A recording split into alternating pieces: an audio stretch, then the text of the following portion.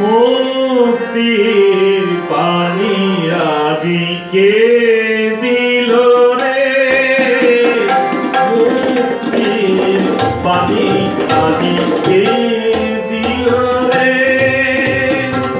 তরুণ সন্ন্যাসী বিবেকানন্দ, তরুণ সন্ন্যাসী বিবেকানন্দ, তমসার নিচে আলো জ্বালিল রে, মুক্তির বাণী আদিকে দিল রে, তরুণ সন্ন্যাসী বিবেকানন্দ, তরুণ সন্ন্যাসী বিবেকানন্দ, তমসার নিচে আলো জ্বালিল রে, মুক্তির বাণী আদিকে দিল রে।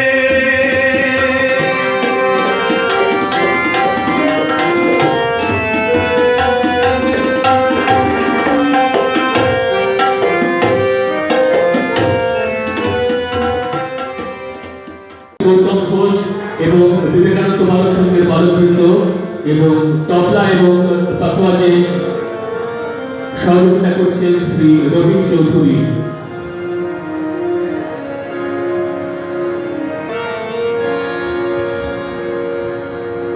বীর সেনাপতি,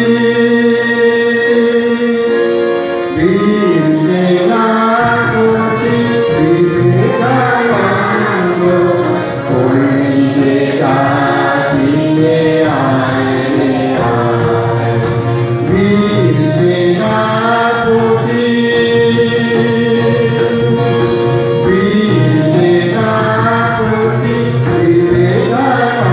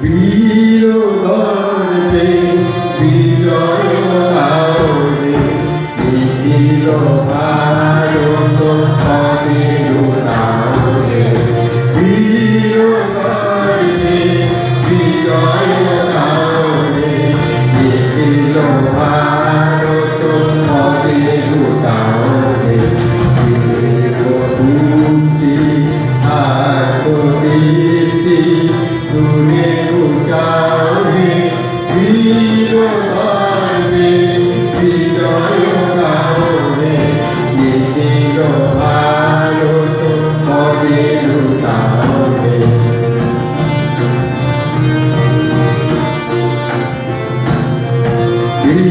বিকারিতি ও পিনোমা বেদ গৌরব করি প্রকাশ বিকারিতি ও পিনোমা বেদ গৌরব করি প্রকাশ কবিরা ধরণী ত্যাগিয়াবার কমিলা ধরণী ত্যাগিয়াবার মাটি তুলি তারি গহরে বীর গর্বে বিজয় লাউরে নিখিল ভারত পদের লাউরে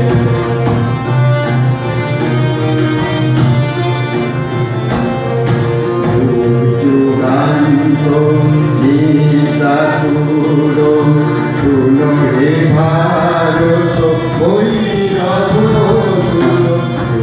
যুগান্ত নিদাতুর শুনো হে ভারত বৈরব অগৌরব সে করেছে দূর অগৌরব সে করেছে দূর চিরতুলি তারে বীর গর্বে বিজয় লাউরে নিখিল ভারত পদের লাউরে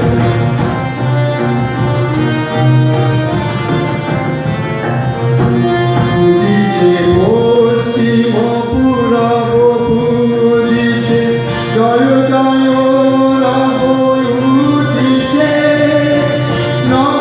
নবকীর্তি কাঠাগারে নবকীর্তি কাঠাগারে বীর গর্বে বিজয় লাউরে নিখিল ভারত পদের লাউরে শিবশূর্তি আত্মকীর্তি তুলে উচারে বীর গর্বে বিজয় লাউরে নিখিল ভারত পদের লাউরে নিখিল ভারত পদের লাউরে নিখিল ভারত পদের লাউরে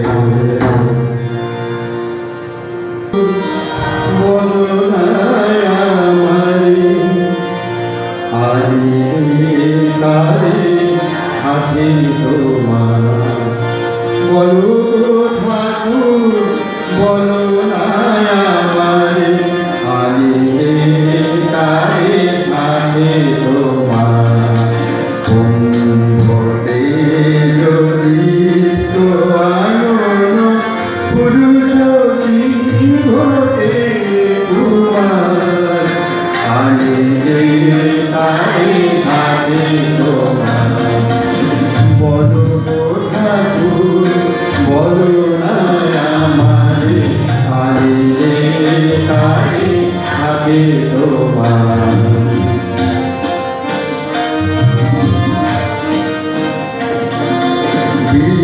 বীরেশ্বর অমিত বীর সুরসেনাপতি দুনিয়ার সূর্য বীরেশ্বর অমিত বীর সুরসেনাপতি দুনিয়ার সূর্য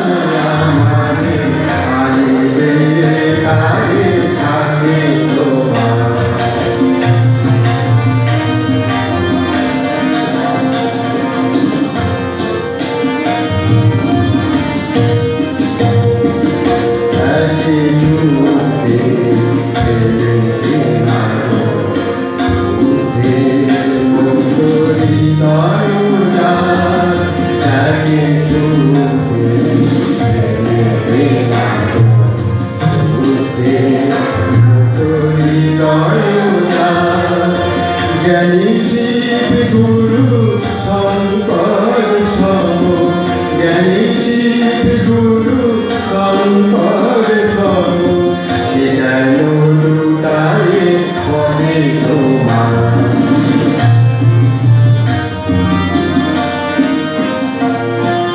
ওঙ্কারে যার কাপে ত্রিভুবন সে যেন মানিছে তোমার শরণ ওঙ্কারে যার কাপে ত্রিভুবন সে যেন মানিছে তোমার শরণ তোমারও আশিস করিয়া করো তোমারও আশিস করিয়া ধারণ সেদিন ধরিতে ধরা তোমারও আশিস করিয়া ধারণ সেদিন ধরিতে ধরা বড় ঠাকুর বড় আমারে আনে তারে থাকে তোমার ব্রহ্মকে জনিত আনন পুরুষ চিরকে তোমার আনে তারে থাকে তোমার বড় ঠাকুর বড় আমারে আনিলে কাজে থাকে তোমার আনিলে কাজে থাকে তোমার আনিলে কাজে থাকে তোমার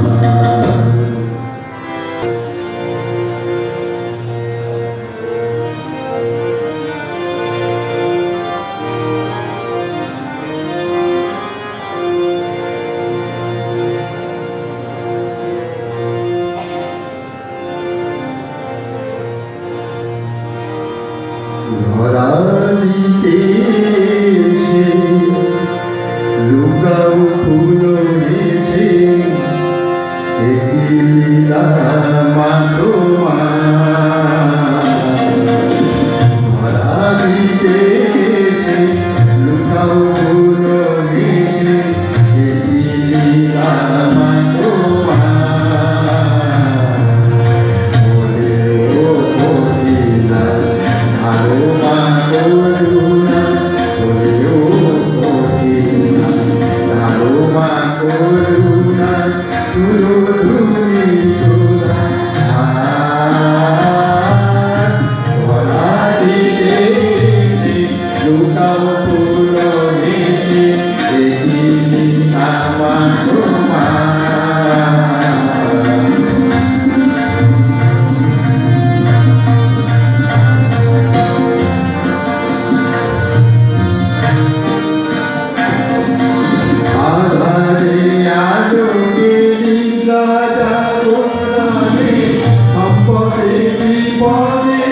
জীবনে মরণে আধারে আলোকে নিদ্রা জাগরণে সম্পদে বিপদে জীবনে মরণে আজো কাছে কাছে সদা সঙ্গ করে আজো কাছে কাছে সদা সঙ্গ করে রাখিতে মায়া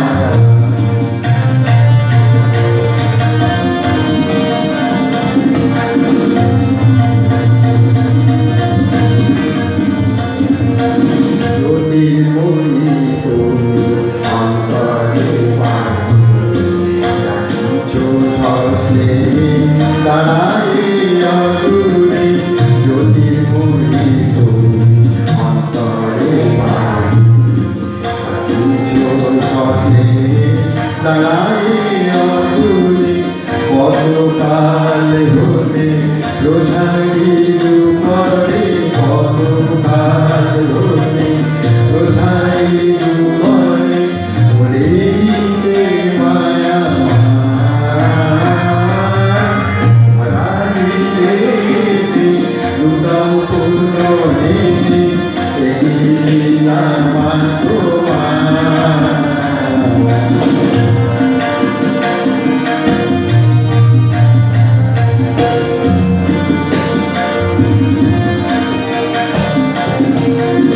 মোহে অঙ্গ মোরা বধির শোভন শক্তি সঞ্চারিতে পর পরশন মোহে অঙ্গ মোরা বধির শোভন শক্তি সঞ্চারিতে পর পরশন আলো পরলে মন পরনি মন আলো পরলে মন পরনি মন আলোরে মাঝে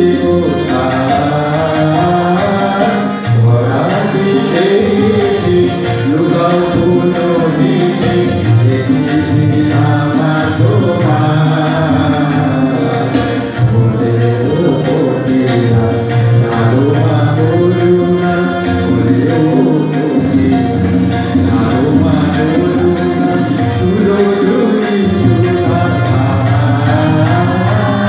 ভরা দিতে লুগাও পুনো দিতে আমার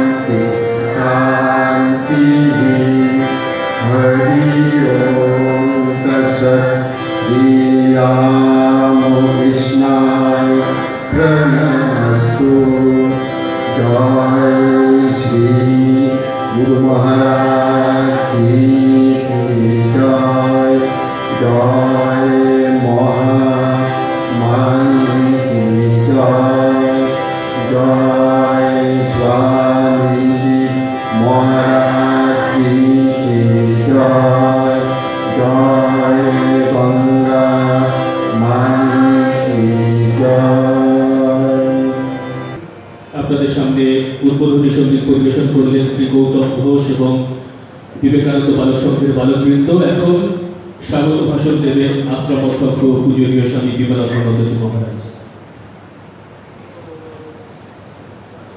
ॐ भद्रं कर्णेभिः शृणुयाम देवाः भद्रं पक्षेमाक्षभिर्यजत्राः स्थिरैरङ्गे तस्तुवाजुंसस्तनूहि वशेम देवहिते यदानि ॐ शान्ति शान्ति शान्ति हरि ॐ तत्सत् जननी शारदां देवी रामकृष्णं जगद्गुरुं पादपद्मे तयो स्थित्वा प्रणमामि गुरुं। আজকে ভক্ত সম্মেলন স্বামীজি 125তম ঐতিহাসিক শিকাগো ধর্ম মহাসম্মেলনের উপলক্ষে আজকের এই ভক্ত সম্মেলন।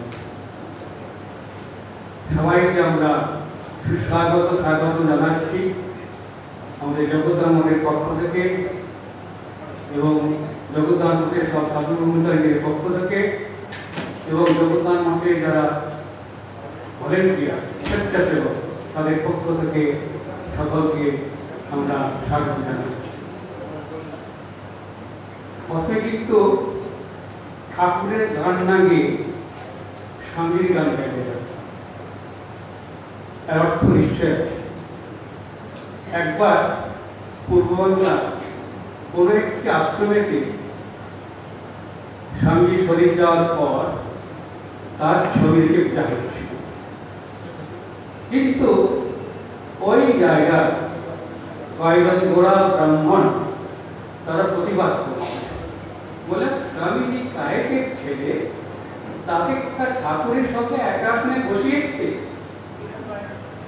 এই কথা শুনে যারা ভক্ত ছিলেন আমাদের ওখানকার, তাদের মনে একটু দুঃখ হলো, সন্দেহ হলো।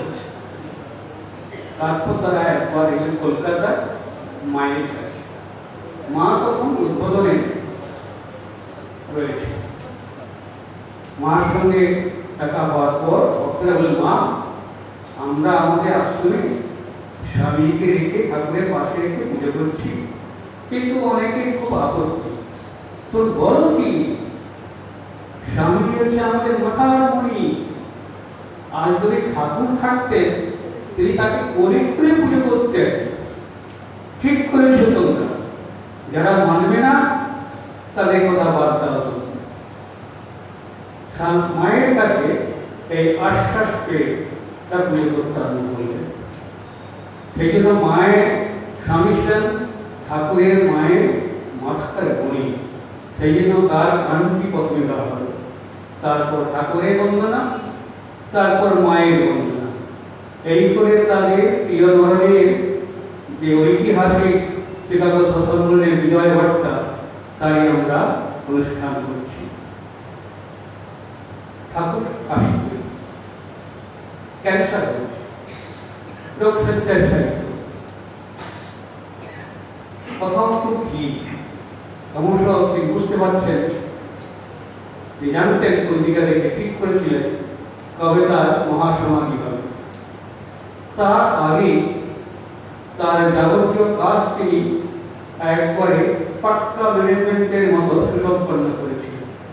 কি করতে হবে না করতে হবে, ভাবিকালের সংঘ কিভাবে তৈরি হবে, কে তাদের নেতৃত্ব দেবে, তাকে আগে ঠিক করেছিলেন। কিভাবে চলবে সবকিছু নির্দেশ দিয়ে দরজা বন্ধ করে একমাত্র নরেনের সঙ্গে বলেছিলেন। কি বলেছেন আমরা জানি না, কোথাও লেখা নেই, স্বামী কিন্তু কোনোদিন বলেন। কিন্তু পরবর্তীকালে তার যে চাল চলন, তার যে কথাবার্তা এবং তার যে কার্যাবলী, তার যে আমাদের অনুমান হয়, আমরা ঠিক সিদ্ধান্তে আসতে পারি যে স্বামীজি তাকে সংঘ কিভাবে তৈরি করতে হবে এবং তার কার্যাবলী কিভাবে তা বলে দিয়েছেন। যেহেতু তার অনেক দূর ভাইরা প্রথমে সন্দিহান ছিলেন, কিন্তু তারাও মানতে বাধ্য হয়েছিলেন। ওই সময়টি ঠাকুর একটি কাগজে লিখছিলেন, নরের লোক শিখতে দিবে, ঘরে বাইরে হাঁক দেবে। এই যে ছোট্ট কয়েকটি কথা, কয়েকটি শব্দ, সেগুলির সঙ্গে শিকাগো ধর্ম মহাসম্মেলনের একটা অপূর্ব যোগাযোগ হয়েছে। তখন কেউ জানতো না, মা জানতেন, ঠাকুর জানতেন তার মায়ের ভবিষ্যতে কি করবে। তাই তাকে কমিশন দিয়ে গেলেন, চাপকাশ দিয়ে গেলেন যে মায়ের লোক শিখতে দেবে। অর্থাৎ সারা বিশ্বে তিনি লোককে শিক্ষা দিলেন, লোককে তিনি আধ্যাত্মিকতার কথা আনন্দ করবেন। শুধু না তাই নয়, তিনি স্বদেশ এবং বিদেশে তিনি উন্নতি করবেন। স্বদেশে তিনি উন্নতি করবেন কৃষি, শিল্প এবং আরো অন্যান্য জিনিসের উপর, আর বিদেশে ভারতের আধ্যাত্মিকতা। তিনি বিহারি ইউনিভার্সিটি যাবেন না, তিনি যাবেন সমস্ত তার আধ্যাত্মিকতার দাঁড়িয়ে। তারপরে ঠাকুরের শরীর চলে গেল। যখন স্বামীজি তার শ্রীরামকৃষ্ণের, তার গুরু শ্রীরামকৃষ্ণের যে নির্দেশ, সেইটি তিনি কিভাবে করবেন গভীরভাবে চিন্তা করতে আরম্ভ করলেন। বরানগর মঠ তৈরি হল, কেউ ঠাকুরের নির্দেশ সবাই আমরা জানি। আর এই বরানগর মঠেতে পরবর্তীবার শ্রীমা এসেছেন, একটি আমাদের সেবা কাজের একটি বাড়ি তৈরি হবে, তার ভিত্তিপ্রস্তর স্থাপন করবেন।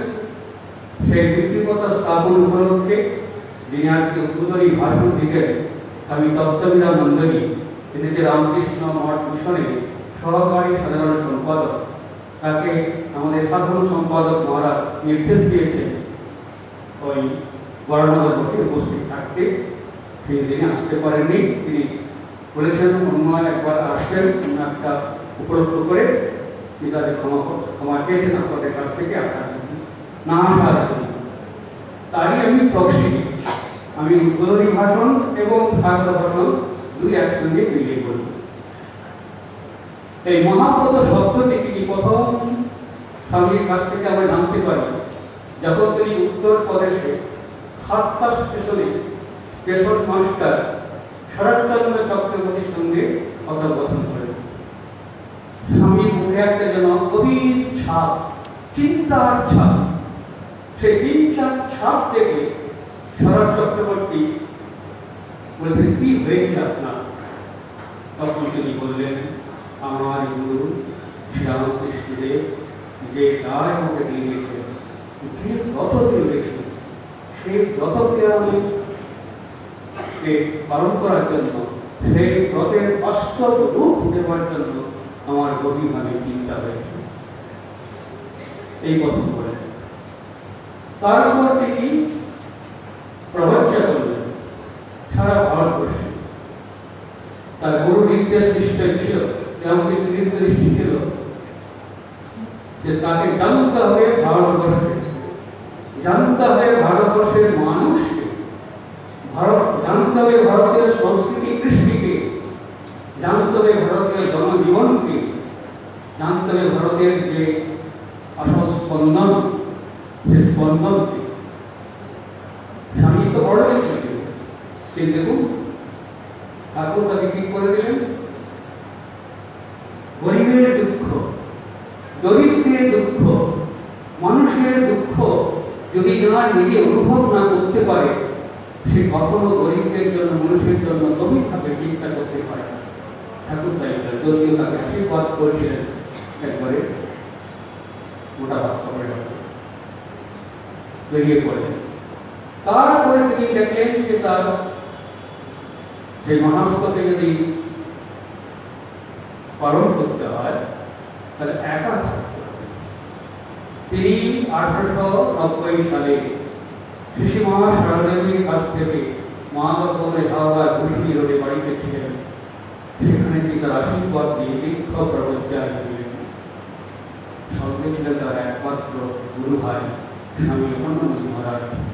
তিনি তার আগে বহু প্রবজ্ঞা করেছেন, তার অভিজ্ঞতা ছিল, তার অভিজ্ঞতাকে কাজে লাগানো তিনি তাদের সঙ্গে দিয়েছেন। মাকে ছোট্ট একটা কথা বলেছেন, বাবা তোমাকে আমার সর্বস্ব, আমাদের সর্বস্ব হল। এই ঘুরতে ঘুরতে তিনি বিভিন্ন জায়গায় গেলেন। প্রথম ঘুরতে ঘুরতে গেলেন উত্তর প্রদেশে গাড়ি করে। আজকে যে ধর্ম মহাসভা, সেটি কিন্তু আরম্ভ হয়েছিল 1890 সাল থেকে। চিন্তা ভাবনা করা, কলম্বাস আমেরিকায় গিয়ে আবিষ্কার করেছিলেন। 400 বছর উপলক্ষে তার একটা প্রদর্শনী হয়েছিল। সেই প্রদর্শনীতে উপলক্ষে চার্লস বনি ব্যবহার দিয়েছেন, লয়ার ছিলেন। তিনি বলেন সেই এক্সিবিশন তো হবে, সেই এক্সিবিশনে, সেই প্রদর্শনীতে থাকবে পাশ্চে সমস্ত তার উৎকৃষ্ট মানব বুদ্ধিমস্তিষ্ক যে আবিষ্কার সেই থাকবে। আর তারা করলেন, তখন তারা প্রাচ্য বলতেন অনুন্নত দেশ।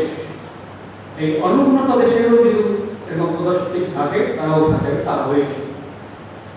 যখন এইসব আলোচনা হচ্ছিল, তখন বনি সাহেব বললেন, শব্দ হলো ওটা তো বাইরের জগতের কথা, কিন্তু মানুষের মনের জগতের কথা তো জানা উচিত। তিনি উদার করতেছিলেন। তিনি বললেন, পৃথিবী যত ধর্মপদ আছে, সেই ধর্মকে নিয়ে সভা করলে হয় না? বর্তমানে আপত্তি করেছিল, তিনি যুক্তিতে দেখে দিলেন যে তাদেরও কিছু আছে, তাদের আমরা জানতে পারা যাবে, তাহলে খুব ভালো হবে। তখন অন্যান্য যারা ওই কলম্বিয়া কমিশন কমিটি সদস্য ছিলেন, তারা সমর্থন করলেন। তারপরে একটি কমিটি গঠন করা হলো। তার সভাপতি হলেন হেনরি ব্যারো, এই হলেন ব্যারো সাহেব, হেনরি ব্যারো, এই প্রতিষ্ঠান উদার তিনি এই মহাধর্ম সাহায্য করেছিলেন।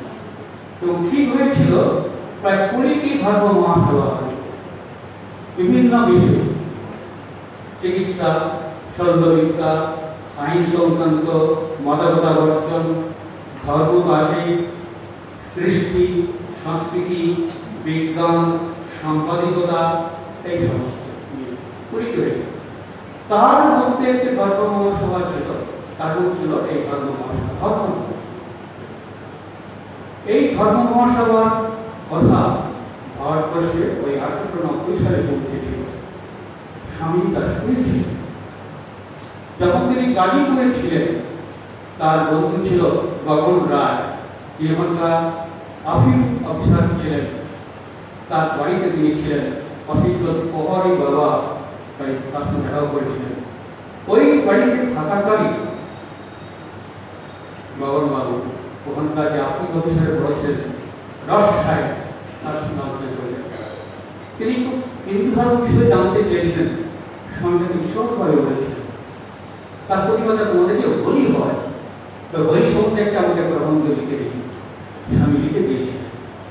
স্বামীজির এই অদ্ভুত প্রতিভা, স্বামীজির এই বাগ্মিতা, স্বামীজির এই শাস্ত্র এবং ভারতীয় সংস্কৃতি তার যে বিশাল ন্যায়, এইটি তিনি খুব আগ্রহ সাথে নিয়েছিলেন এবং জেলার জজ ছিলেন প্রেরিতল সাহেব, তাকে বলেছিলেন। প্রেরিতল সাহেব তার সঙ্গে কথা বলে খুব সন্তুষ্ট ছিলেন। তিনি ভারতে তার যে প্রতিভার কথা বলেছেন, স্বামীজি আপনি দেশে আপনার প্রতিভার স্বীকৃতি পাবেন না, আপনি লন্ডনে যান, ইংল্যান্ডে যান, সেখানে আপনার প্রতিভার স্বীকৃতি পাবেন। স্বামী পার্বতী ঘুরতে ঘুরতে পোরবন্দরে গেলেন। সে পোরবন্দরে ছিলেন দেওয়ান পণ্ডিত সাম্প্রতিক শঙ্করানন্দ পাণ্ডু পণ্ডিত ছিলেন, এই বেদের পণ্ডিত ছিলেন। তার সঙ্গে স্বামীজির পরিচয় হল, তার বাড়িতে ছিলেন। তখন তিনি একটি বেদের ভাষ্য করেছিলেন। স্বামীজির এই অদ্ভুত শাস্ত্র চর্চা এবং শাস্ত্র জ্ঞান থেকে তাকে সাহায্য করেছিলেন। স্বামীর এই প্রতিভা এবং বাগ্মিতা দেখে এই শঙ্কর পাণ্ডব কথন করেছেন, স্বামীজি আপনার প্রতিভা ঠিক কদর হবে ওই পাশ্চাত্যে যান, সেখানে গেলে ভারতীয় আধুনিকতার লোক জানতে পারবে এবং তার ফলে পাশ্চাত্যের কৃষ্টির উন্নতি হবে, সংস্কৃতির উন্নতি হবে। সামনে আমারও তাই। তারপর তিনি রাজস্থানের ক্ষেত্রী রাজা অজিত সিংহের কাছে। অজিত সিংহ তাকে বলেছিলেন আর পাশ্চাত্যে বসে, এবং তিনি তার পাত্র দেওয়ারও স্বীকার করেছিলেন। তারপর যখন তিনি মাইসোরেতে এলেন, মাইসোরের রাজা ওয়ালিয়ার যখন তার সঙ্গে তার যে জওয়ান ছিল শেষাবতী আয়ার বাড়িতে স্বামী ছিলেন। শেষাবতী আয়ার স্বামীর এই প্রতিভা মুক্ত হয়ে, তার পাণ্ডিত্যে মুক্ত হয়ে তিনি রাজার সঙ্গে পরিচয় হয়েছিল। রাজা তাকে একান্তে তার যে কক্ষে থেকে তার যে কথাবার্তা বলে তিনি বলেছেন, স্বামী দেশে যা পাথর থাকবে আমি দেব। স্বামী এখন নয়, পরে বলবো, ওই করে আপনার কাছে আমি পাই। তারপর এলেন তিনি ত্রিমান্ডম হয়ে, কেরালা হয়ে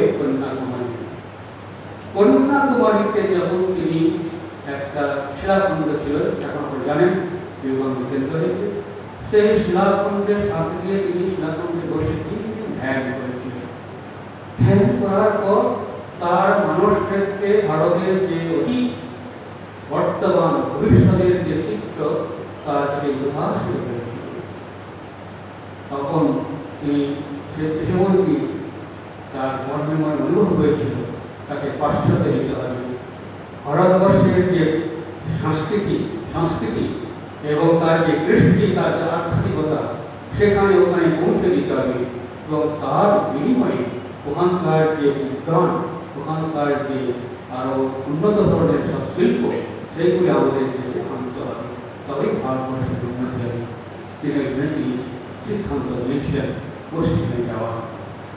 তারপর যখন তিনি রামনাথে গেলেন, রামনাথ রাজা ভাস্কর সেতুপতি সেই সময় ছিলেন, তিনিও স্বামীজির শিষ্যত্ব গ্রহণ করেছিলেন তিনিও স্বামীজিকে বলেছেন, স্বামী আপনি আমেরিকায় যান, সময় যোগ দিন, আমি আপনাকে সাহায্য করব।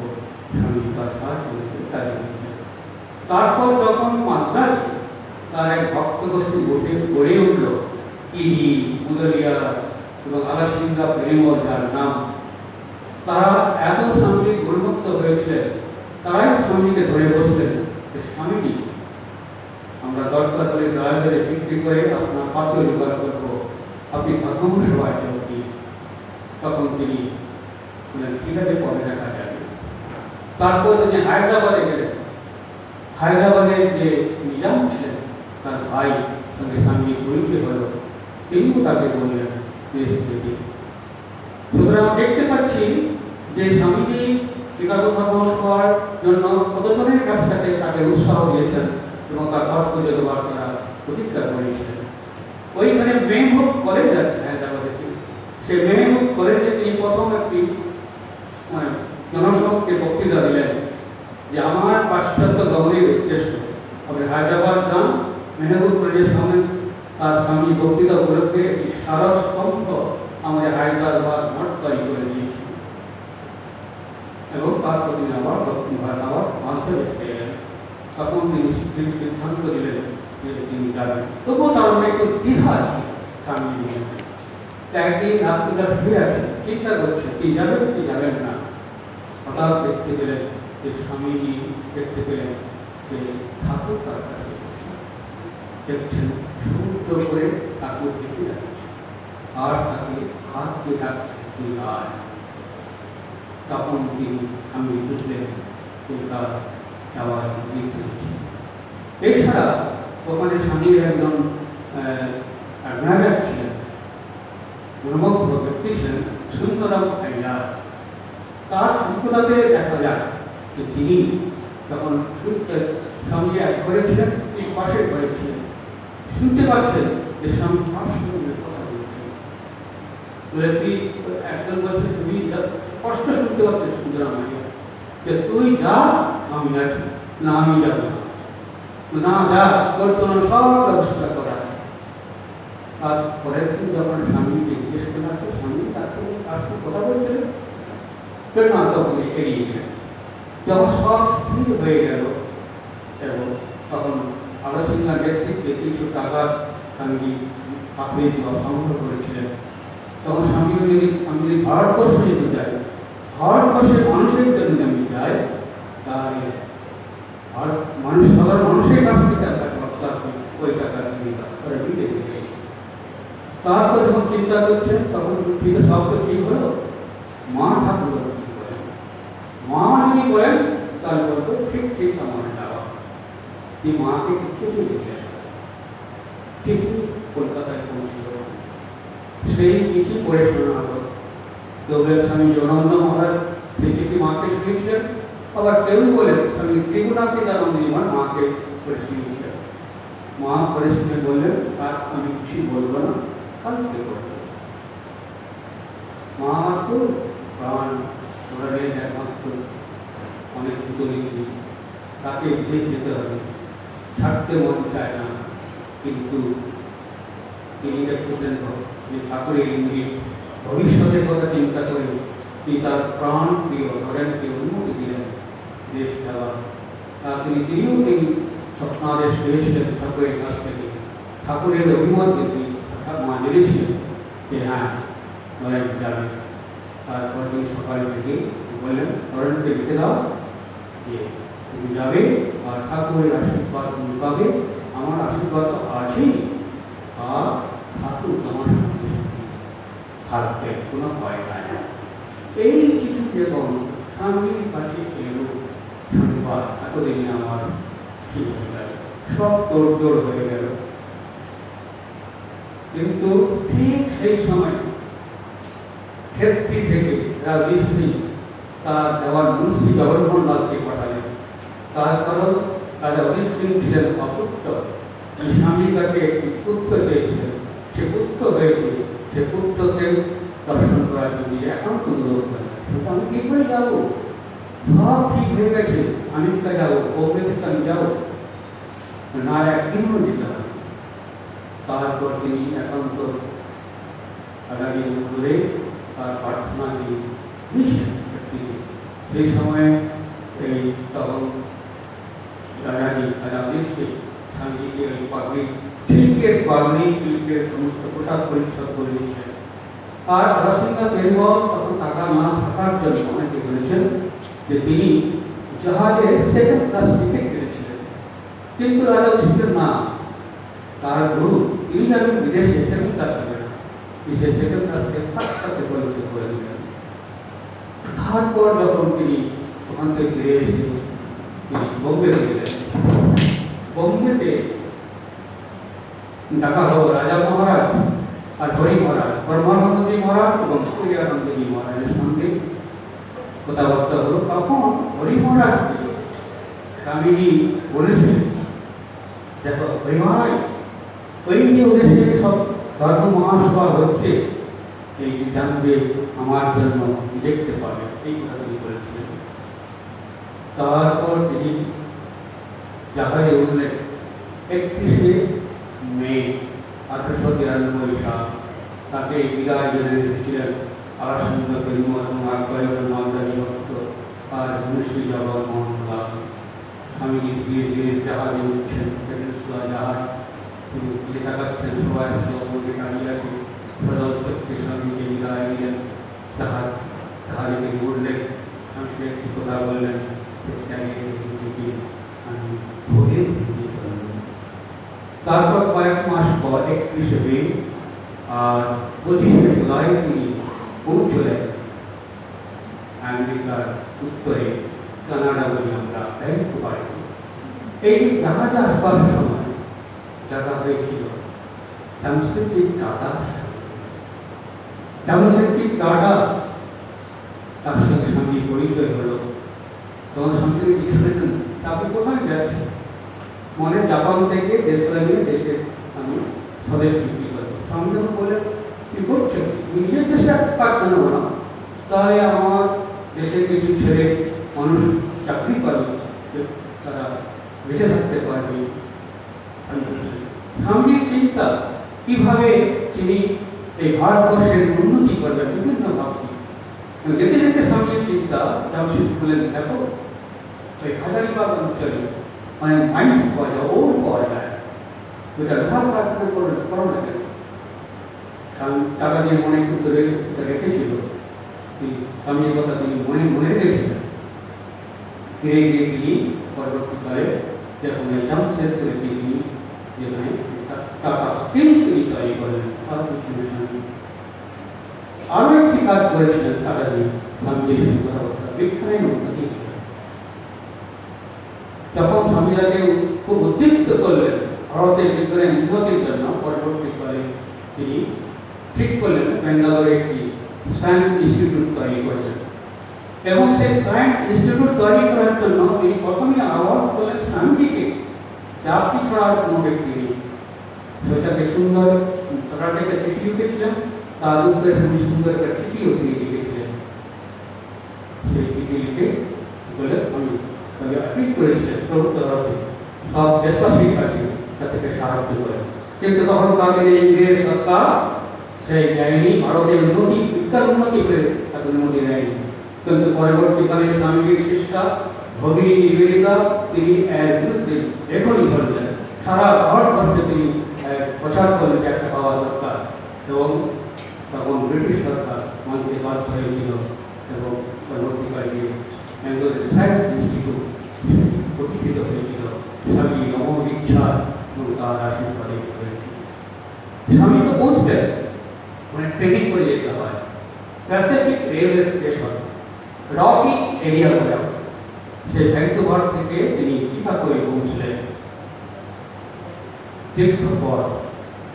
25শে জুলাই তিনি ভ্যাঙ্কুভারে নেমেছিলেন, আর ওখানে পৌঁছলেন 23শে জুলাই সন্ধ্যাবেলা। কেউ নেই, অবস্থা অন্তকাল হয়ে আসছে, কোথায় থাকবেন? তার স্বামী অদ্ভুত চেহারা দেখে সবাই টিটকারি করছে, অদ্ভুত পোশাক থেকে টানাটানি করছে, তো তার পাশ থেকে কাঁদছে। কিন্তু তিনি নীরবে সব সত্যি বললেন, আর ভারতবর্ষের জন্য, ভারতবর্ষের মানুষের জন্য তিনি দৈব শ্রীরামকৃষ্ণের বলিয়াও হয়েছিলেন, কিন্তু পুষ্করা নেই, তার প্রতি কোনো মতে কি করতে পারেন। আমি এই পর্যন্ত হয়ে থামছি।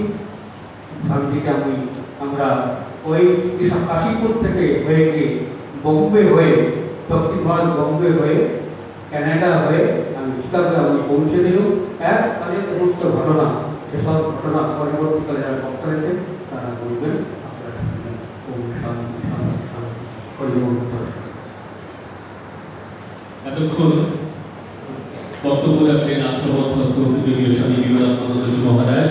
ইতিমধ্যেই আমাদের মধ্যে উপস্থিত হয়েছেন মাননীয় অধ্যাপক শ্রী সোমনাথ ভট্টাচার্য মহাশয়। তিনি আজকের অনুষ্ঠানের মূল সঞ্চালকের ভূমিকা পালন করবেন। এখন তিনি বক্তব্য রাখবেন।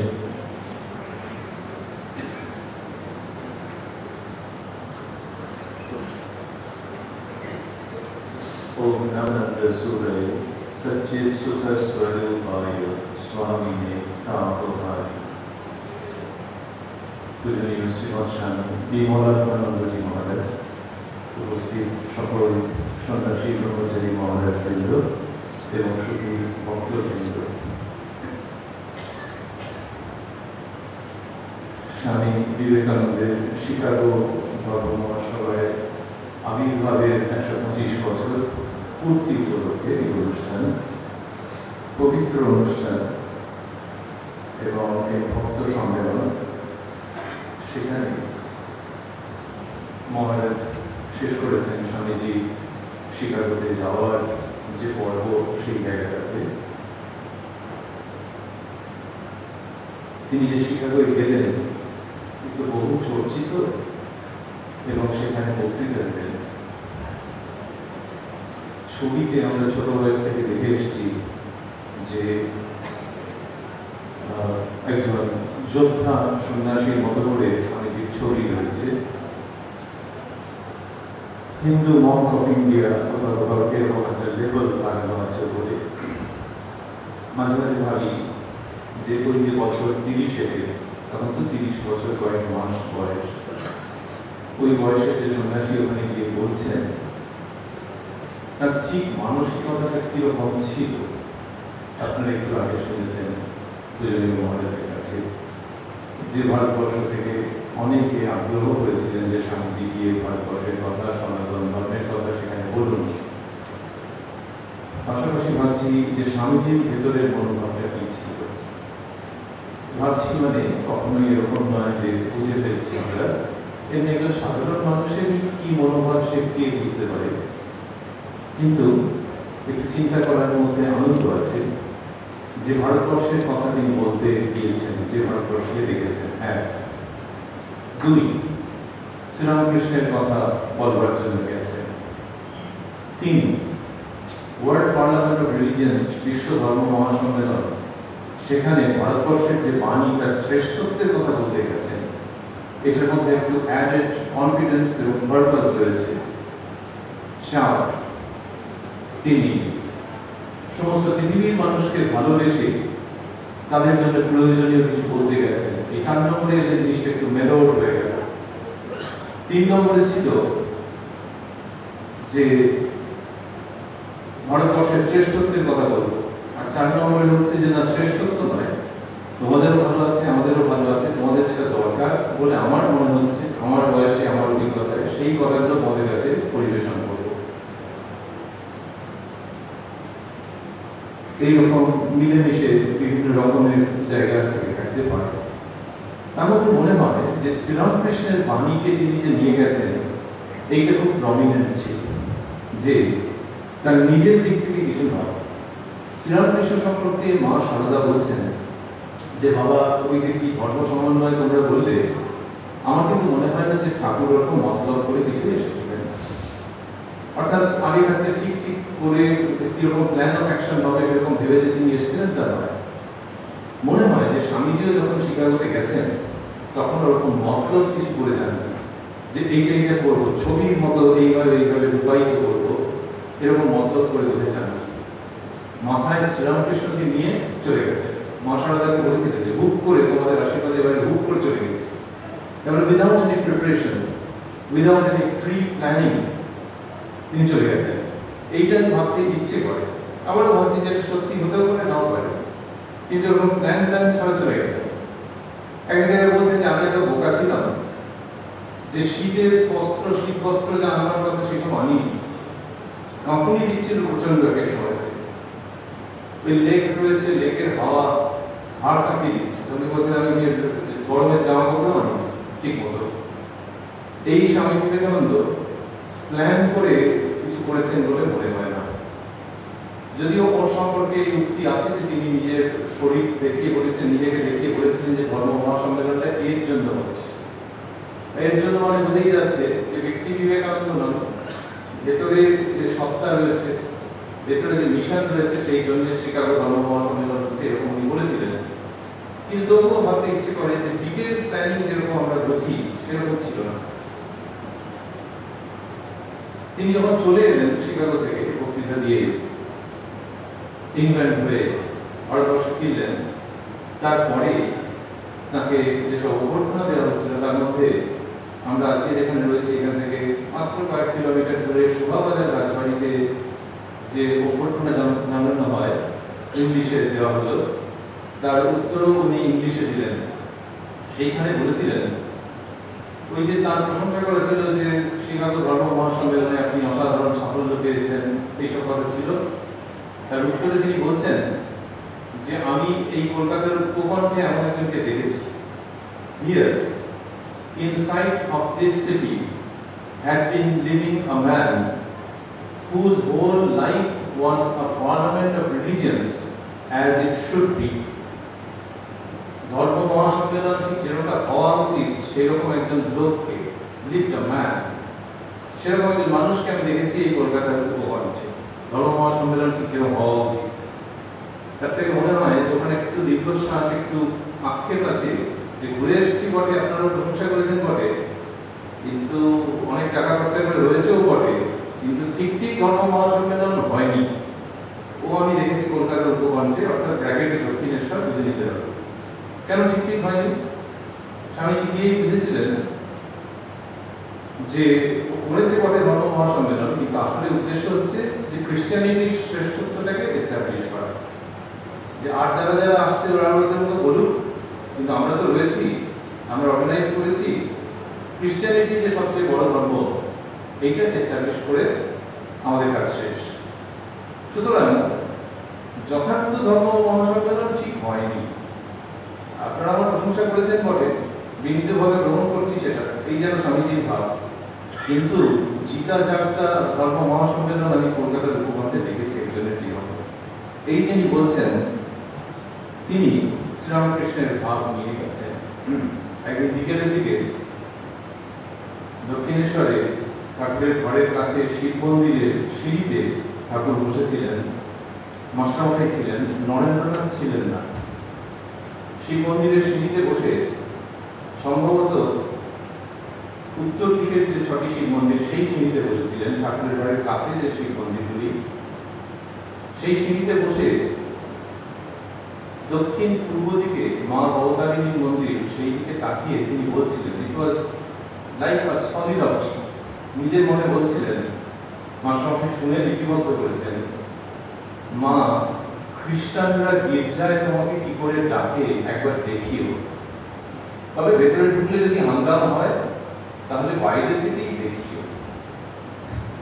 এই যে বলছেন যে খ্রিস্টানরা গির্জায় তোমাকে কি করে ডাকে, এত অসামান্য উচ্চারণ একটা বিকেল বেলা, এমন নয় যে প্রেসের লোক সব রয়েছেন, ছবি উঠছে, কিছু নয়, আপন মনে বলছেন, কিন্তু শোনা যাচ্ছে যে খ্রিস্টানরা গির্জায় ডাকে, অর্থাৎ ওইটি শ্রীরামকৃষ্ণের ইচ্ছে যে কিরকম ভাবে তারা ডাকে সেইটা, কিন্তু কি করে যাবো, কে নিয়ে যাবে, কোন গির্জা, তুমি একটু অ্যারেঞ্জ করে দিও। আর কি গির্জায় যিনি আছেন ক্রসের উপরে, তার ছবি তো আমরা ছোট বয়স থেকে দেখে পরিচিত, কিন্তু শ্রীরামকৃষ্ণের এই ভঙ্গিটি পরিচিত হয়েও অপরিচিত, যেখানে তিনি বলছেন গির্জায় তোমাকে কি করে ডাকে। তাহলে মায়ের গায়ের রং কালো আর যীশু খ্রিস্ট আরেক রকম। শ্রীরামকৃষ্ণের ইষ্ট নিষ্ঠার সঙ্গে ধর্ম সমন্বয় এমনভাবে মাখামাখি হয়ে আছে যে বলছেন গির্জায় তোমাকে কি করে ডাকে একবার দেখিও। যদিও নরেন্দ্রনাথ সেই সময়তে ছিলেন না, কিন্তু আমাদের ভাবতে ভালো লাগে এবং বোধহয় খারাপ অনুচিত হয় না যদি ভাবি যে শ্রীরামকৃষ্ণের এই ভাবের সঙ্গে স্বামীজি পুরোপুরি পরিচিত ছিলেন। বিভিন্ন সময় দেখেছেন যে ইষ্টকে নিয়ে তিনি চলছেন, তার একটা নিজস্ব পথ রয়েছে। সেই ইষ্ট কখনো সাকার কখনো নিরাকার, কিন্তু সেই তিনি আবার সমস্ত ধর্মকে নিয়ে এমন ভাবে আনন্দ করছেন যে এরকম নয় যে সবগুলো নিয়ে গিয়ে মিলিয়ে মিশিয়ে দিলাম, বরং এইরকম যে কোনো একটা ধর্মীয় প্রবণতা, আকুতি, গভীরতা যদি আমি মিস করি, তাহলে যেন ওপরওয়ালার যে বিরাট উৎসব তার মধ্যে একটা টিউন আমার কানে এলো না। এত সুন্দর তিনি ব্যবস্থা করেছেন। সে তোমরা কেউ ঈশ্বর বলছো, কেউ আল্লাহ বলছো, কেউ গড বলছো, তিনি নানান সুরে এই বিশ্ব জুড়ে ঐক্য তান সূচিত করেছেন। তাহলে একটাকেও যদি আমি না ধরতে পারি তাহলে আমি মিসিং সামথিং। সেই জন্য মহারাজ বলছেন যে তিনি যে মতলব করে করেছেন না, it is his way of life, the poetry of the life of Ramakrishna. সেইটির সঙ্গে নরেন্দ্রনাথ পরিচিত ছিলেন। সেই জন্য যখন তিনি বিদেশে গিয়ে বলছেন তার ছত্রে ছত্রে ওই যে সমন্বয়ের বাণী, সেটা কোনো রচনা বইয়ের মতো করে উঠে আসছে না। যখন তিনি sisters and brothers of America বলেছিলেন, তখন যে হাততালি পড়েছিল, বিশ্ব ধর্ম মহাসম্মেলনের যে ইতিহাস, নিড ইজ হিস্ট্রি, তার মধ্যে রয়েছে ওই রেকর্ডের মধ্যে যে স্বামীজির আগেও একাধিক বক্তা সিস্টার্স এন্ড ব্রাদার্স বলেছেন। তাহলে স্বামীজির সময় এরকম হলো। একজন ভদ্র মহিলা এই মত ব্যক্ত করেছেন, তিনি ছিলেন সেদিনকে। তিনি বলেছেন যে এই যিনি বললেন তার মন থেকে কথাগুলো এমন ভাবে এসেছিল, মনের গভীর থেকে, যেটা সঙ্গে সঙ্গে শ্রোতাদের কাজ করেছিল। যে মানুষটি সত্যি সত্যি উপস্থিত মহিলা পুরুষদের বোন এবং ভাই বলে ভাবছে, তদুপরি আবার বোনেদের নাম আগে উচ্চারণ করছে, সে যদি ভেতর থেকে ফিল করে বলে, যাতে আমাদের মনে হয় যে ইংরেজিটা যদি ঠিক ভালো মতো পুরোপুরি বোঝা না যায়, অ্যাকসেন্ট যদি ঠিক নাও থাকে, তাহলেও অন্তরের যোগ মুহূর্তের মধ্যে স্থাপিত হয়। এবং ওই ভদ্রমহিলা বলছেন যে এই কারণটিতে তিনি যেই সিস্টার্স এন্ড ব্রাদার্স বলেন তখন ওই রকম ভাবে হাততালি পড়েছিল। সেই একই রকম ভাবে মনে হয় যে ধর্ম সমন্বয়ের কথা যখন তিনি বলছেন, একেবারে হৃদয়ের গভীর থেকে আসছে, অন্যভাবে ভাবতে গেলে শ্রীরামকৃষ্ণের শ্রীমুখ থেকে আসছে। একটু আগে পূজনীয় মহারাজের কাছে আপনারা শুনেছেন সুন্দররাম আইয়ারের স্মৃতিকথা, যেখানে কিনা ঠাকুরের সঙ্গে স্বামীজির একটা ডিরেক্ট কমিউনিকেশন হচ্ছে, এক্সচেঞ্জ হচ্ছে। এইটি যে ঘটছে সেই জন্যে ওখানে তিনি ঠাকুরের কথাই বলছেন বলে মনে হয় বটে, আর প্রমাণও আছে। শিষ্যকে বলছেন উনি একাধিক এক জায়গাতে যে পাশে গিয়ে যেন দাঁড়িয়ে সব বলে টলে দিত, আমার যখন ভাবনা কম পড়ে যেত। কবিতার মধ্যে লিখছেন যে বাণী তুমি বিনা পানি কণ্ঠে মোর, শ্রীরামকৃষ্ণ সম্পর্কে লিখছেন। সুতরাং it was really Sriramkrishna speaking through Vivekananda, and that is why it was no mere lecturing or oration. একেবারে ভেতরের বস্তু হয়ে উঠছে। কামারপুকুর হুগলি, কামারপুকুর বাঁকুড়া, দক্ষিণেশ্বর, শ্যামপুকুর, কাশীপুর, এইসব জায়গাতে আমরা যেসব কথা ভেবে অভ্যস্ত শ্রীরামকৃষ্ণের লীলার প্রসঙ্গে, সেটাই অন্য ভাষায়, অন্য ভঙ্গিতে, অন্য পোশাক পরিচ্ছদে, অন্য অ্যাম্বিয়েন্সে, অন্য মাইন্ডসেটে উচ্চারিত হচ্ছে শিকাগোতে। কিন্তু এতটাই রামকৃষ্ণময় হওয়া সত্ত্বেও আপনারা একটু আগে শুনেছেন যে ঠাকুর এসে এরকম ভাবে বলে দিলেন, তাও সে মানুষটা পুরোপুরি কনভিন্স হলেন না যেন যে should I go or should I not। সেই জন্য শ্রী শ্রী মায়ের কাছে তিনি আবার ওই চিঠিপত্র পাঠালেন। এটা খুব অবাক লাগে যে শ্রীরামকৃষ্ণ ডেফিনেটলি বলে দিয়েছেন বলেই জীবনী সূত্রে আমরা পাচ্ছি, সেখানে কোনো কিন্তু যদি ছিল না। তাহলেও মায়ের কাছে জিজ্ঞেস করছেন, এই বক্তার অন্তত সাধ্য নেই যে সেটাকে ব্যাখ্যা করে দেয়। একটা বিস্ময় উৎপাদন করে যে মাকে তিনি কি দৃষ্টিতে দেখছেন। তারপরে মায়ের কথায় তিনি রওনা দিলেন।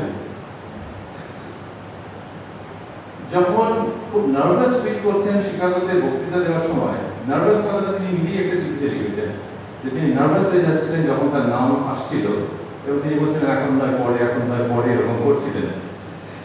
তারপর যখন তার টার্ন এলো, তিনি নিজেই লিখছেন চিঠিতে যে তখন দেবী সরস্বতীকে মনে মনে স্মরণ করে উঠে দাঁড়ালাম।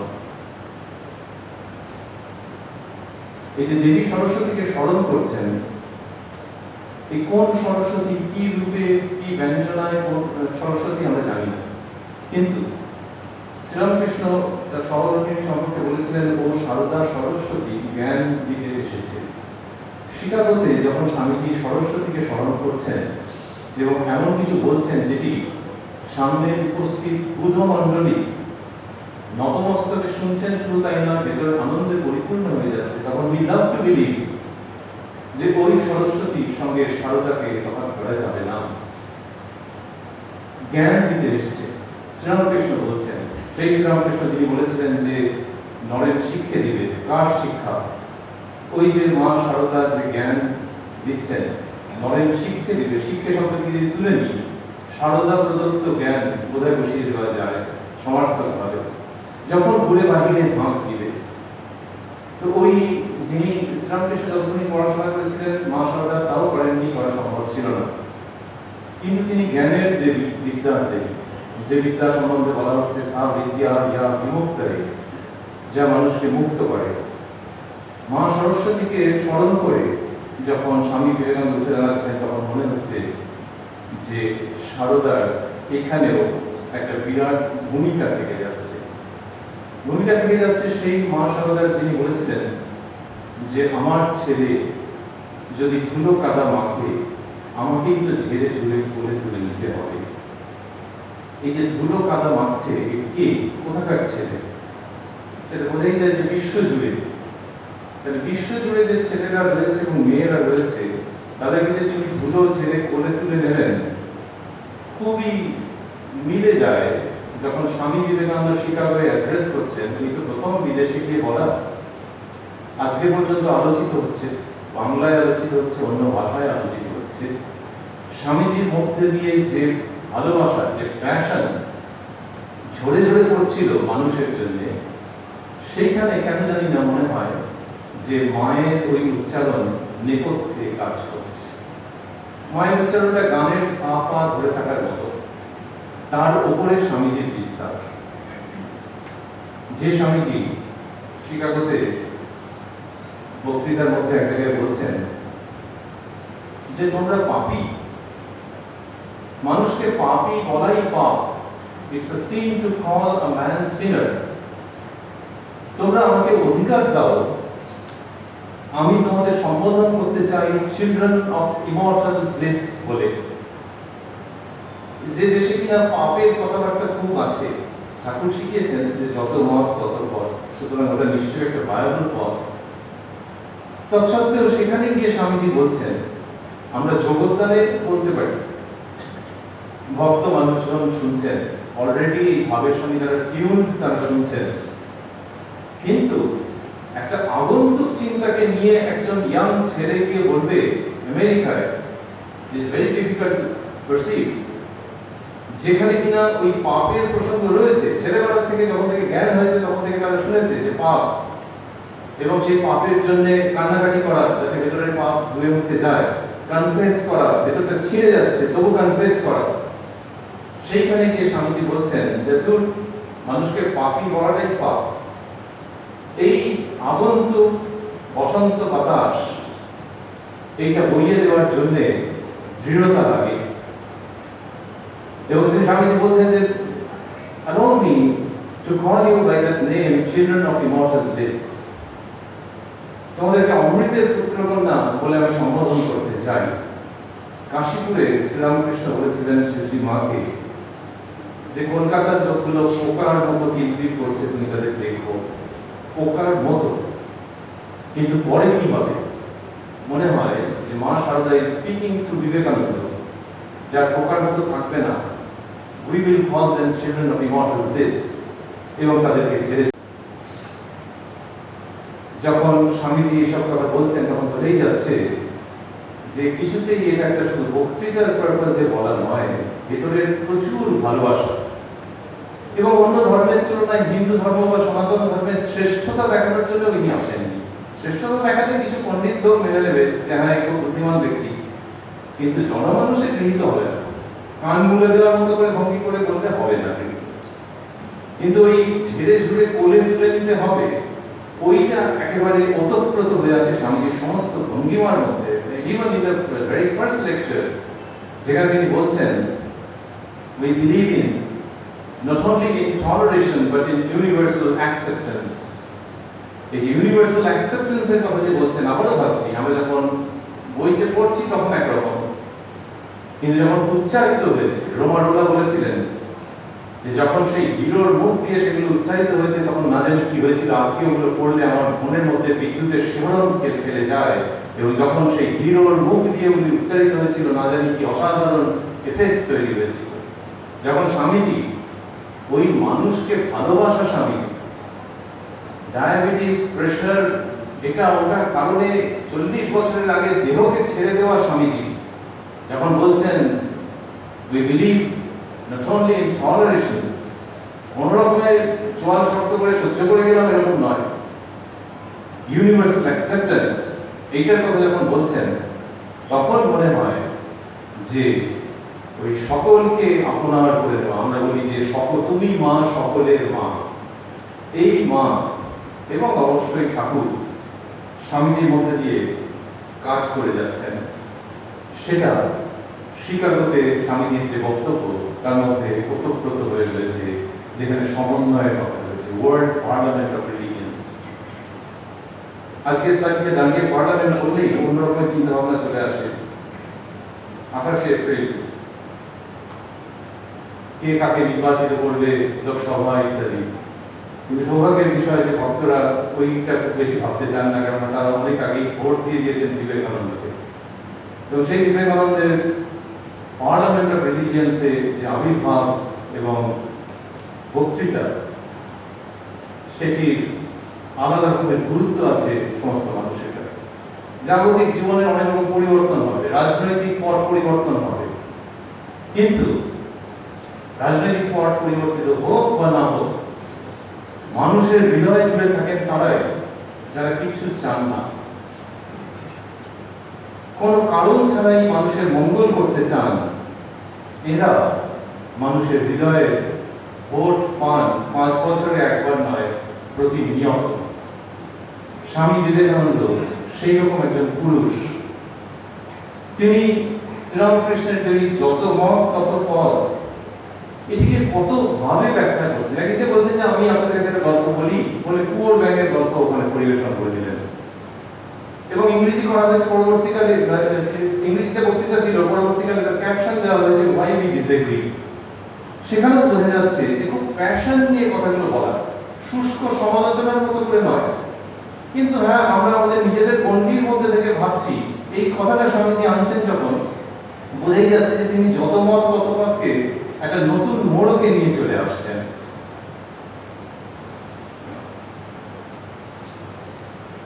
নতুন মোড়কে নিয়ে আসছেন কি একজন পুরাতন লোক।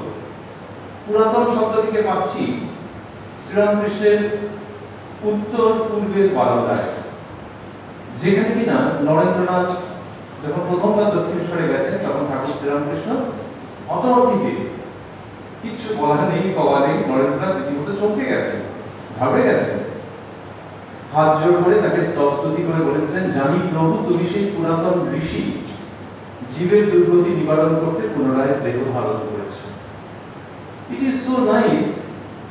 সেদিকে নরেন্দ্রনাথ কি কাপড় পরে গেছিলেন জানি না, বইতে লেখা নেই, কিন্তু কোট প্যান্ট পরে সেই পুরাতন ঋষি যখন শিকাগোয় বলছেন যে আমি তোমাদের সম্বোধন করতে চাই by that name children of immortal bliss, তখন মনে হচ্ছে একটা বৃত্ত সম্পূর্ণ হচ্ছে। সেইটা স্বামী বিবেকানন্দ করছেন। পুরাতন ঋষি নতুন রূপে এসে এইসব কথা বলছেন, নতুন রূপে আবির্ভূত হচ্ছেন তিনি। বিভিন্ন রকমের পোশাক আশাক করতে হয়েছে বিদেশে, একটু ফিটফাট থাকতে হয়েছে, কিন্তু তার ভেতরে সন্ন্যাসী সত্তা সবকিছুর ওপর দিয়ে কথা বলেছে। তাও মাতৃসমা একজন ভদ্র মহিলা স্বামীজি তার বাড়িতে গেস্ট হয়েছিলেন, একটা ব্যাপারে আপত্তি করেছিলেন আগে, বলে যে আপনি চারটার করে চুল আসেন না, এটা কিরকম লাগছে। ওই উদ্দেশ্যে তো সবই করেছেন, কিন্তু নমশ্রী ইয়তি দেওয়া যায়, তিনি জ্যোতি দেওয়া কিন্তু অত খেয়াল করেননি আর কি। যেই উনি বলেছেন যে চুল আসেন না, তখন স্বামীজি বলছেন সেটা বইপত্রে বেরিয়ে গেছে। স্বামীজি বলছেন যে কি করতে করবো, আমি বিয়ে করতে যাচ্ছি। এইরকম যার মনোভাব, বিভিন্ন পরিবেশ পরিস্থিতির সঙ্গে তিনি নিজেকে পরিবর্তিত করে নিচ্ছেন, কিন্তু দরকারি কথাগুলো বলবার জন্য যিনি যত মত তত পথকে নতুন ভাবে পরিবেশন করলেন, যিনি কিনা বিদেশে গিয়ে বিজ্ঞানের কথা বলছেন, সেই স্বামী বিবেকানন্দকে মনে হয় যে আমাদের গীতা শাস্ত্র এবং অন্যত্র যে বলা হয়েছে যে যখন যখন ধর্মের গ্লানি হয় তখন তখন আমি আবির্ভূত হই। আর সেখানে যে শব্দটি ব্যবহার করা হয়েছে খুব চমৎকার, তদাত্মানম সৃজনম্যহম, আমি তখন তখন নিজেকে সৃজন করি, অর্থাৎ নতুন নতুন রূপে আমি নিজেকে ক্রিয়েট করি। এই অবতারের মধ্যে তাদেরকে বোঝায় আজকের সকালের এই কথাবার্তার মধ্যে সেটাতে যাব না, কিন্তু ভাবছি ওই দুটো চমৎকার শব্দ যে তদাত্মানম সৃজনম্যহম, তখন তখন আমি নিজেকে সৃজন করি। ওই পুরাতন ঋষি শিকাগোতে নিজেকে সৃজন করছেন শারীরিক পোশাকে, যুগ প্রয়োজনে নতুন ভাবে তিনি আবির্ভূত হচ্ছেন, যেটি কিনা শাস্ত্র বাক্যকে অনেক রকম ভাবে এস্টাবলিশ করছে। এই স্বামী বিবেকানন্দ শিকাগোতে সমন্বয়ের কথা বলেছেন, আবার বলেছেন বিজ্ঞানের কথা। বিজ্ঞানের কথা কি বললেন? বিজ্ঞানের কথা তিনি বললেন যে বিজ্ঞানের যে আবিষ্কার সেগুলো আমাদের প্রাচীন ভাবনা চিন্তার সঙ্গে খুব মিলে যায়। বিজ্ঞান ক্রিয়েশনের কথা বলে না, বিজ্ঞান ম্যানিফেস্টেশনের কথা বলে। এটা কোথায় বলছেন? শিকাগোতে একটা পেপার রিড করেছিলেন, পেপার অন হিন্দুইজম, আরগুলো সব তাৎক্ষণিক বক্তৃতা। যে পেপারটা রিড করেছিলেন তার মধ্যে এই কথাটা রয়েছে যে হিন্দু ধর্মে ক্রিয়েশন বলা হয় না, বলা হয় ম্যানিফেস্টেশন, এবং এই এখনকার বিজ্ঞানী কথা বলেন এইটার সঙ্গে হিন্দু ধর্ম খুব মিলে যাচ্ছে।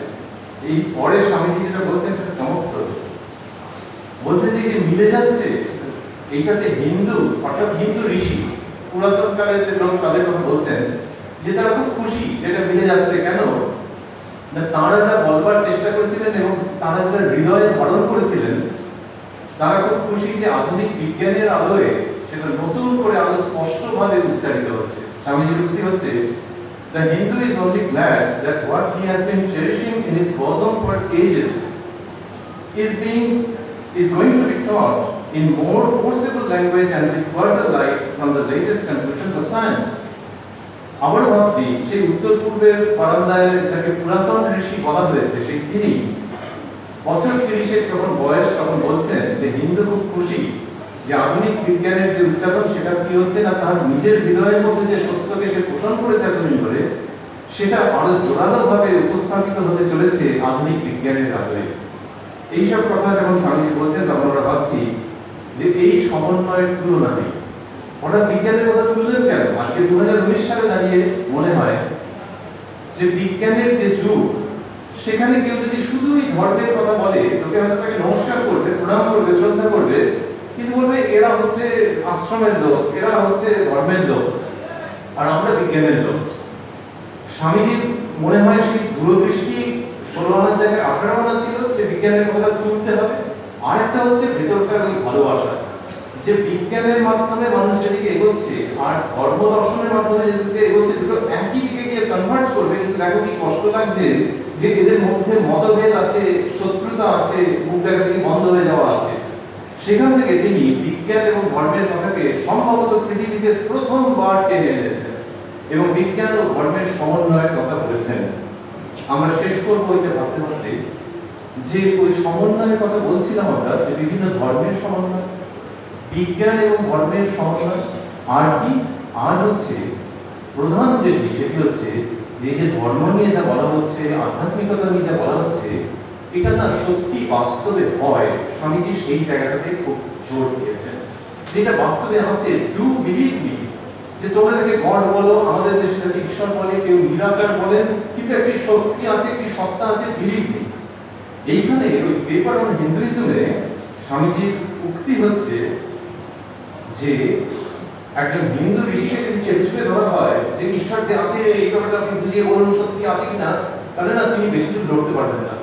তিনি বেশি দূর লড়তে পারবেন না, কিন্তু একটা কথা তিনি খুব পরিষ্কার ভাবে বলবেন। স্বামীজি এটা বলছেন, ওই যে মানুষের মনের মধ্যে সংশয়, ভঙ্গিটা হচ্ছে এমন যে আস্তিক বুদ্ধি যেটা, সেটা আমি একটা ব্ল্যাকবোর্ডে চক নিয়ে কি একটা হোয়াইট বোর্ডে পেন নিয়ে আমি ছবি নিয়ে ইকুয়েশন করে দিলাম, ওরকম নয়। আস্তিক বুদ্ধি হে আমার বোন ও ভাইয়েরা, মাই সিস্টার্স এন্ড ব্রাদার্স, যদিও পরিবর্তিতায় বলেননি কিন্তু ভঙ্গিটাকে টেনে দেওয়া যায়, যে আমার বোন ও ভাইয়েরা বিশ্বাস করো যে জগতে কিছু একটা আছে। এবং একটা হিন্দু ঋষিকে যদি তুমি চেপে চেপে ধরো, তিনি কি বলবেন জানো? স্বামীজি বলছেন এই পেপার অন হিন্দুইজমে, the best proof a Hindu sage gives about the soul, about God is, তাহলে সোল নিয়ে, আত্মা নিয়ে, ঈশ্বর নিয়ে যদি জিজ্ঞেস করো, তাহলে শ্রেষ্ঠ প্রমাণ একটা হিন্দু ঋষি যেটি দেবেন, that is, I have seen the soul, I have seen God. তিনি বলবেন যে বাবা আমি দেখেছি তাকে, আমি তাকে দর্শন করেছি। এই হিন্দু সেজকে যদি তুমি বলো, অর্থাৎ বক্তব্যের উদ্দেশ্য হচ্ছে এই ধরনের ফ্যারিয়ান কলের জন্য বোধহয় মিস মার্গারেট নোবেলের মতো মানুষ চলে এসেছেন। আচ্ছা, ভারতবর্ষকে দেখতে হবে সেখানকার লোক এই ধরনের ক্ল্যারিটি নিয়ে, এই ধরনের কনভিকশন নিয়ে এই কথাগুলো বলতে পারে। স্বামীজি শেখাচ্ছেন যে হিন্দু সেজ যে বেস্ট প্রমাণটা দেবেন সেটা কি, I have seen the soul, I have seen God. এটা তিনি বলবেন। আমাদের ভাবতে ভালো লাগে যে জেনারেল অ্যাসেম্বলিজের যে ছাত্র নরেন্দ্রনাথ শ্রীরামকৃষ্ণের সম্মুখীন হয়েছিলেন একটা 50-50 বিশ্বাস অবিশ্বাস নিয়ে। মশাই আপনি কি ঈশ্বরকে দেখেছেন? প্রথম আমরা পাচ্ছি ইংরেজি জীবনীতে, sir have you seen God. এই যে একটা 50% বিশ্বাস অবিশ্বাসের জায়গা নিয়ে যিনি বলেছেন, সেই তিনি শিকাগোতে গিয়ে বিদ্যুৎ যন্ত্রের সামনে বলছেন যে হিন্দু ঋষি বলবেন I have seen the soul, I have seen God. Sri Ramakrishna বলেছিলেন যে হ্যাঁ দেখেছি, আর তোমাকে যেমন দেখছি তার থেকে পরিষ্কারভাবে দেখেছি, তাকে তোমাকে দেখাতেও পারি। এই কথাগুলো আমরা যখন পড়ি আমাদের মনের মধ্যে কথাটা রেজিস্টার করে জানি না, কিন্তু যাকে বলা হয়েছে আশ্চর্যকর্তা সদস্যলব্ধা, যাকে বলা হয়েছে তার মনের মধ্যে এমন ইমপ্রিন্টেড হয়ে গেছে যে তিনি শিকাগোতে গিয়ে বলছেন যে হিন্দু ঋষিকে যদি চেপে চুপে ধরো, তাহলে সেই মানুষটা এই কথাটা বলবে যে I have seen the soul, I have seen God. এইটা যখন তিনি বলছেন তখন আমাদের অদ্ভুত এই রামকৃষ্ণ প্রীতি বলি, রামকৃষ্ণ ভক্তি বলি, রামকৃষ্ণকে ভেতরে পুরো গ্রহণ করে নেওয়া বলি, সেটা শিকাগোর বিবেকানন্দের মাধ্যমে আবার নতুন করে পাচ্ছি। এটাতে আমাদের খুব আনন্দ হচ্ছে। আনন্দ হচ্ছে যে জগদ্দানের এই অনুষ্ঠানে আসতে পেরে, শুধু এই জন্য নয় যে রামকৃষ্ণ মঠ মিশনের একটি কেন্দ্রে এই প্রসঙ্গ স্মরণ করবার সৌভাগ্য হয়েছে, বিশেষ করে এই কারণে যে নাম জগদ্দান কি কারণে দেওয়া হয়েছিল আমি আপনাদের জানি না। মনে হয় যে যোগ যুক্ত উদ্দান্ত, ঈশ্বরের সঙ্গে যোগ, যোগ সাধনা যাকে বলা হয়, ইংরেজিতে আমরা অনেক সময় চাল করে যোগা এরকম বলি, এই যোগ সাধনার উপযুক্ত জায়গা। যোগ সাধনা মানে, যোগ শব্দ কিন্তু ভারতবর্ষ অনেক পুরনো, যোগা অনেক পুরনো শব্দ, যে মানুষের সঙ্গে ঈশ্বরের যোগ, অন্তরাত্মার সঙ্গে পরমাত্মার যোগ, এইভাবে করে তো ভারতবর্ষে ভাবা হয়েছে। কিন্তু শ্রীরামকৃষ্ণ এসে এর মধ্যে যে নতুন ব্যঞ্জনা, নতুন কনোটেশন দিয়েছেন, সেটি হচ্ছে যে ওই যিনি বাইরে আছেন তিনি ভেতরে রয়েছেন। যতক্ষণ অজ্ঞান ততক্ষণ হোতা হোতা, যখন জ্ঞান তখন হেথা হেথা। সুতরাং ওই যোগ মানে ঈশ্বরের সঙ্গে যোগ, আবার এইটা বোঝা যে ঈশ্বর সর্বত্র রয়েছেন। সুতরাং স্বামীজি যখন বলছেন যে তোমাদেরকে ডাকতে চাই চিলড্রেন অফ ইমর্টাল ব্লিস বলে, তার মানে ওই যে সিস্টার্স এন্ড ব্রাদার্স বলেছিলেন তার সঙ্গে যদি জুড়ি, তাহলে হচ্ছে যে আমরা সবাই অমৃতের পুত্র কন্যা, সেই দিক দিয়ে আমরা ভাই বোন। এটা যিনি বলছেন তিনি অন্য রকমের একটা যোগকে এস্টাবলিশ করছেন, মানুষের সঙ্গে মানুষের যোগ, এবং সেটা শুধু বিস্তুত বাস্তুত সম্পর্ক দিয়ে নয়, মানুষের সঙ্গে মানুষের যোগ, যেহেতু ভিতরে সেই একই সত্তা বর্তমান। এইখান থেকে স্বামীজির উচ্চারণ তো, তাই যোগোদ্যান, এই উদ্যান, দিস বিউটিফুল গার্ডেন প্লেস, সেইখানে ওই যোগের কথাও ভাবতে ভালো লাগছে, যেখানে কিনা সমস্ত মানুষের মধ্যে, this is a wonderful parliament of human beings, সমস্ত মানুষের মধ্যে যে যোগসূত্র স্থাপন করছেন, সেই কথা যোগোদ্যানে দাঁড়িয়ে, যোগোদ্যানে বসে, যোগোদ্যানে মনন করে আমাদের জীবন ধন্য হয়ে যাচ্ছে। ধন্যবাদ।